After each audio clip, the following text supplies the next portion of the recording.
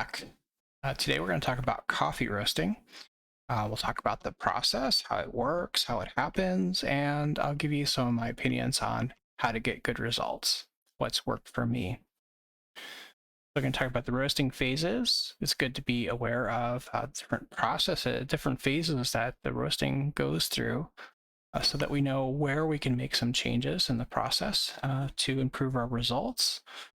We'll talk about temperatures that you read from inside of your roaster and a couple of notes of caution about that. We'll talk about some of the ideas that are floating around on the internet about coffee roasting and how to kind of put them together in a that might make sense. We'll talk about how I go about roasting and how I've generally been able to achieve good results. We'll take a look at a video of roasting and see what the phases actually look like as we go through that. So first here, let's talk about the different roasting phases. We begin with the drying phase. We start off with the green coffee beans, and inside of the roaster, they're going to go from green to yellow as water leaves the bean and chemical reactions begin at the end of this drying process.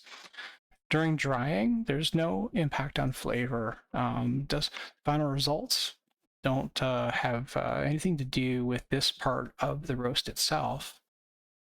And that might sound contradictory to other things that you've heard, because most people, most roasting education comes from people's experience with drum roasters. A lot of production roasting happens on drum roasters, and so the logic of how those roasters actually function kind of affect people's thinking about the roasting process itself. So for a drum roaster, you have a lot of actual mass, thermal mass to the roaster, holds its temperature. If you turn up the heat, the gas, the temperature changes slowly, and once it takes on heat, it tends to hold that heat. And so you can't make changes very rapidly on a drum roaster. You don't see a meaningful rapid impact on the roasting process as you change gas levels, for example. So when you go through this drying phase, you're really setting up the momentum for the whole roast, and you really want to get that right on a drum roaster for things to go well. If you don't come out of the drying phase with the right kind of thermal momentum, then the rest of the roast won't really go the way that you want it to.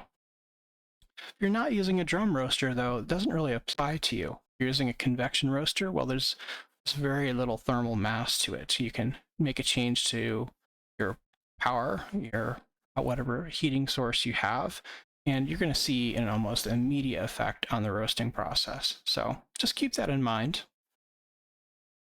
So once we observe that color change, we know that the drying phase is over. We've entered Maillard phase. Maillard, you're going to see the beans go from yellow to brown, and this is actually similar to most cooking processes where the food begins to turn brown. Browning foods is the same thing we're doing here with beans in a roasting process. And just like the browning food affects the final taste of that food, it's going to have an effect on the taste of your coffee. It's not the most significant effect, but it is noticeable. So you can make changes during the Maillard phase, which will have an impact on the final taste, and we'll talk about that a little bit later. When we reach first crack and we hear some cracking of the coffee beans inside the coffee roaster, we know that the Maillard phase has ended and we've entered what's called the development phase. The development phase has the most significant effect on the flavors on the final result of the coffee you drink. We'll talk a bit more about what happens during development in a moment. And if you keep going, you'll reach what's called second crack, where you'll hear the cracking of the coffee again as it goes through some physical changes. If you ever have a chance to observe this, for example, if you're roasting up to second crack and you release the coffee into your cooling tray, it can really kind of be somewhat of a spectacular event, a fascinating thing to see if you ever get a chance. Now you're only going to reach second crack if you're doing dark roasts. If we're doing light or medium roasts, we're going to end the roast before we get there.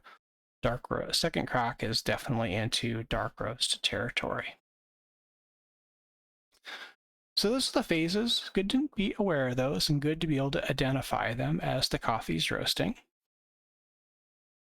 Now, most roasters will give you some temperature readouts depending on what thermocouples they have. Some have none, some have just bean temperature, some will have a whole bunch. So it just depends on your particular roaster. Bean temperature is generally the temperature of the bean mass in the roaster. It's never going to be a perfect measurement for few reasons. And we'll take a look at the chart and see how we can actually observe the difference between reality and bean temperature. The ET is just the temperature of the air inside the roaster, the environment temperature. A lot of roasters will have a return temperature, which is the temperature of the air leaving the roaster. A lot of roasters I know, professional roasters, rely on return temperature as one of the most reliable indicators of what's going on in the roasting process. So get to know your own roaster and its temperatures and what they mean to you in the roast. It's going to be a little bit different for every machine, every design, every set of thermocouples. So your personal relationship with them is really what matters. And don't get too stuck in this just objective analytical data. Use all of your senses when you're roasting. They can give you some important clues as to what's going on and how you might want to make some changes in your roast. So we're looking for color changes. We're listening for sounds, the cracking. We're smelling the roasting process. We're getting a whole sensory set of experiences that are giving us some clue as to what's going on in this process. All right, so let's take a look at a typical roasting chart. I found one here on Coffee Grinding Guru. I don't know this website at all, but I like their chart, so I decided to use this one. On this chart, we have two temperature curves. We have bean temperature and we have environment temperature. Time goes along the bottom and temperature on the y-axis here. Now we can see right away, when we begin the roasting process, we've preheated the roaster. So we can see our environment temperature is about 190 and our bean temperature is 180. Well, the beans are not even in the roaster, so obviously this is not actually bean temperature, right? This is the air inside the roaster at a slightly different point than the environment temperature. The difference in temperatures might be due to different types of thermocouples or their position in the roaster, or, we don't know. But here's just an example where the temperature differs quite substantially for roughly the same measurement. The bean temperature is down here below this chart because it's room temperature. And once we put the beans in, they start warming up fairly rapidly because of the preheated environment they're being dropped into and the added energy that's going into that roaster. And so the bean temperature is starting to fall and the bean temperature is starting to rise. And when they meet, that's where we have our turning point. That's where we know that the bean temperature that's being read from a thermocouple is roughly in sync with the average bean temperature of that bean mass it's measuring. Temperature begins to rise, and at a certain point, roughly a third of the way through the roast, we're going to hit our color change.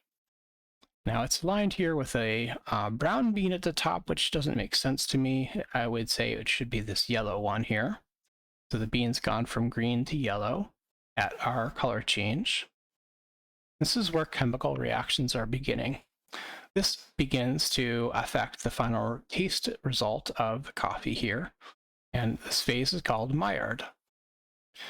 Now they have body and sweetness here as the changes that we can affect in this portion of the roast. The way I think of it is more body and complexity than sweetness. The longer this Maillard phase, we tend to have more body. The shorter it is, we tend to have more complexity. And so that's sort of how you can balance your coffee. You can fine tune your coffee a little bit by either speeding up or slowing down how much time it takes us to get through Maillard. Okay, we get the first crack at a certain point. We can actually hear that in the roaster. Well, not every roaster, but many roasters. We'll hear that in a video example I have for you in just a moment. And here's where the most significant effects on the taste begin to occur. Now, your coffee bean comes with a whole bunch of organic acids built into it. The Maillard phase modifies them to a certain degree. And things really start to happen here as soon as we hit first crack and beyond. If you took the coffee out right at first crack and you brewed it, it's going to taste pretty horrible, extremely acidic, some really nasty vegetal flavors. Maybe not every coffee, but the vast majority of them. As you roast, it's going to kill off those vegetal flavors and start the acids will begin to decompose. So you'll start to lose brightness, lose acidity, lose fruits, lose florals, and start getting more into the chocolates and the nuts. And then if you keep going, you start developing burnt flavors, pyrolytics. Get to second crack, not here on the chart. You definitely have destroyed most of these organic, if not all of these organic acids. And what you're left off with those is those pyrolytic flavors and the more traditional dark roast tastes. So this development phase, extremely crucial to the final taste of your coffee. The Maillard phase has some effect, but it's more of a fine tuning than it is than the major changes that happen in development.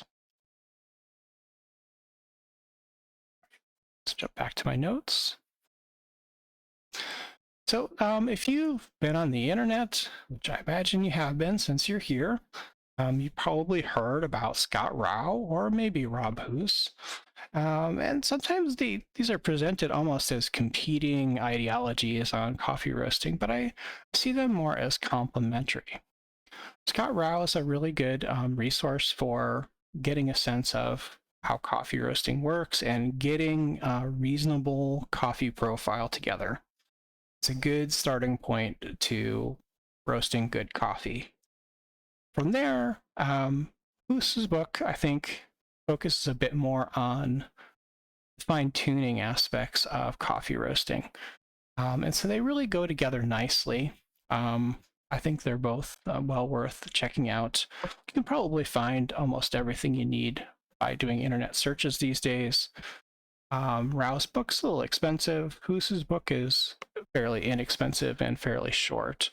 Not that easy to read. It's pretty dense. It's pretty intense. So if you're really getting deeply into profile development, then Rob Hoos's book, I think, is a great one to check out. All right, so I'll talk a little bit about how I roast. I roasted for a relatively small coffee club for several years. I roasted on a Loring Falcon. It's a convection roaster. It's a wonderful machine. Really very, very impressive. Produced great results. Very responsive and just a joy to use. I love that machine. I definitely miss it.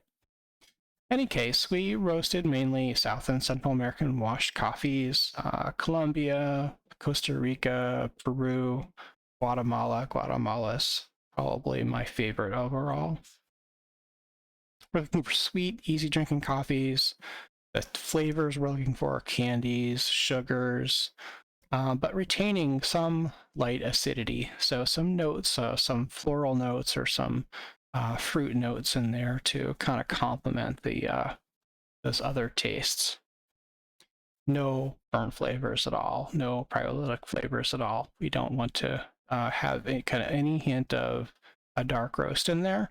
but none of that kind of bright, harsh, strident, light roast either. So that's why I call it the elusive medium roast.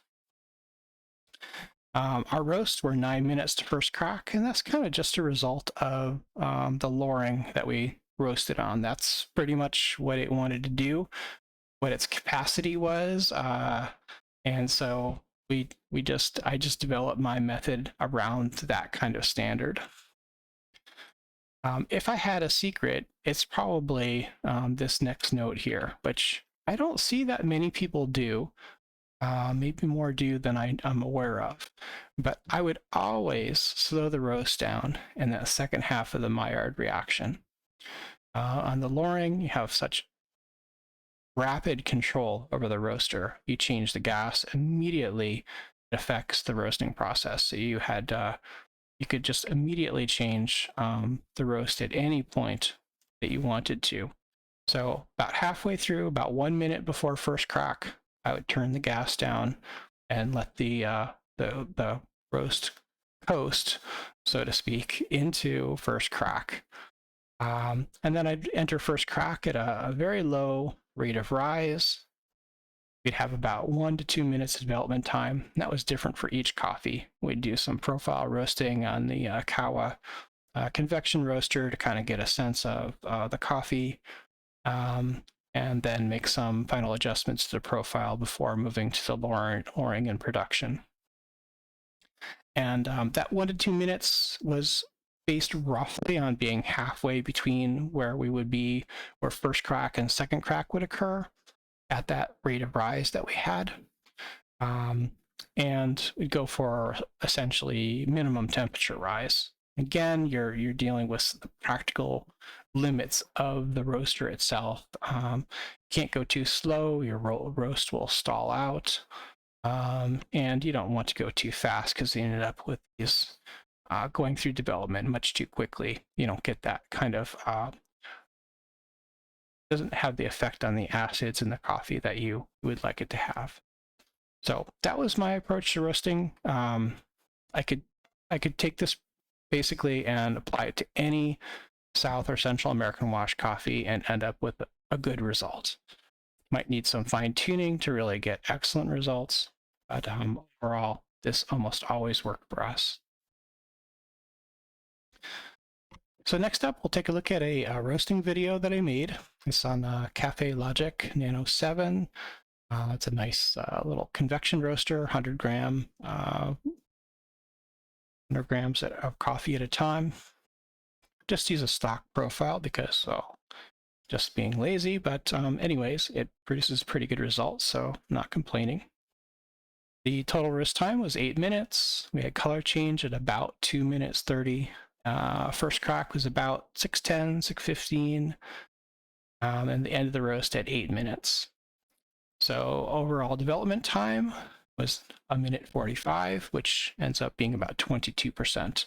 A little bit higher than Rao would recommend. I believe he recommends about a maximum of 20%, but in this case, I'm drinking that coffee right now, actually, and it's tasting really good, so no complaints. Let's check out the video. So I'll just start here in the beginning. This is the green beans in the roaster, just going through the drying phase. And then I'll advance the video to the yellowing point. You can see what that looks like.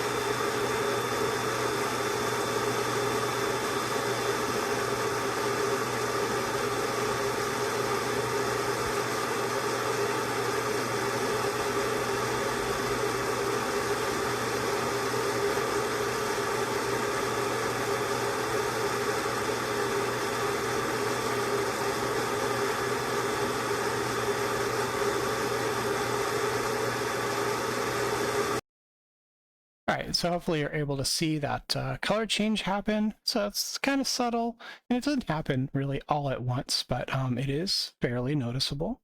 If I just jump back to an earlier point of the roast, you can see the difference between here, where it's noticeably yellow, and back here at the beginning, where it's noticeably green. A slightly different picture. There we go. And back to the yellow. I'm going to go back up to about 240. And it's pretty distinctive color change there at that point. So we know we're into this chemical reaction. We've begun the Maillard reaction. This is beginning to affect the flavor of the coffee here.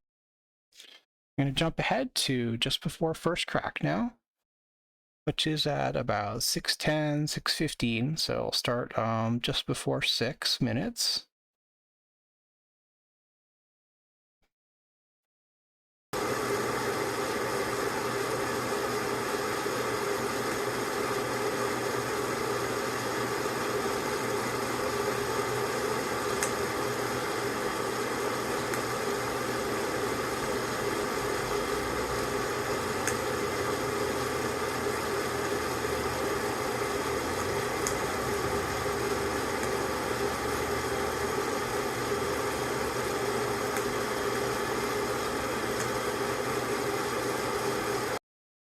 All right, and there we're in first crack.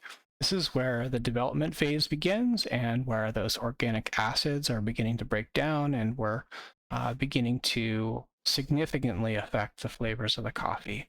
So this is the most important part of the coffee roasting process. And we can't see it in this picture here, but during this process, there's been chaff flying off of the coffee, sort of the outer shell of the coffee bean. And as it goes through the roasting process, it flies off. In this case, it goes up the roasting chamber and into a collector. So that's what the roasting process looks like inside of this roaster. Got a chance to see the color change, and then we got to hear our first crack. All right, so as I mentioned, my roasting process is a little bit different than this stock profile. If I were to make some changes to this, I'd want the roast to be a little bit longer, since that's what I'm used to. Now, overall roast time is it doesn't necessarily have the effect you think. It can actually compresses the time frame the shorter it is. So you can have a shorter total roast time and produce the same results as a longer total roast time, as long as the proportions of the different phases are roughly the same. So it scales up and scales down in terms of compressing or expanding time to a certain extent. I've never really tested it scientifically, so I can't say it's exactly true. If we had exactly 20% development time, would it be the same whether it were 1 minute or 3 minutes? Probably not. But it's closer than it might seem to be. So I'd want this to be a little bit longer.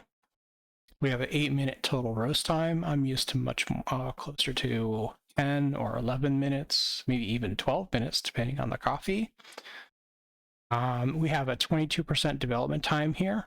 1 minute 45 is a pretty good amount of time for this length of a roast.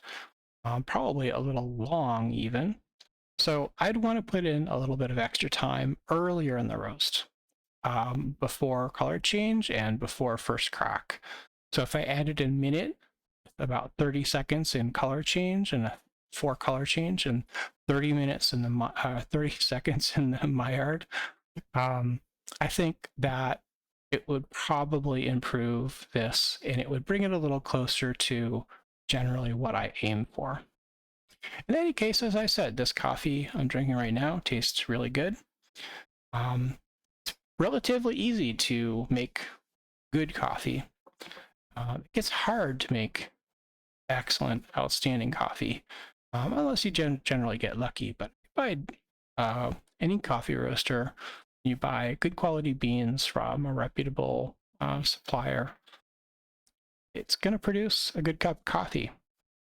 And the real beauty of it is, well, You can buy exactly the kind of coffee that you want to drink. You want to drink Colombians, you buy Colombians. You want to buy Kenyans, buy Kenyans. You can get what you want, and then you can roast it the way you like it. You'll almost never get that consistently from any cafe, no matter how good that cafe is. You may generally like the coffee, but is it going to be exactly what you want? You can only really do that through home roasting.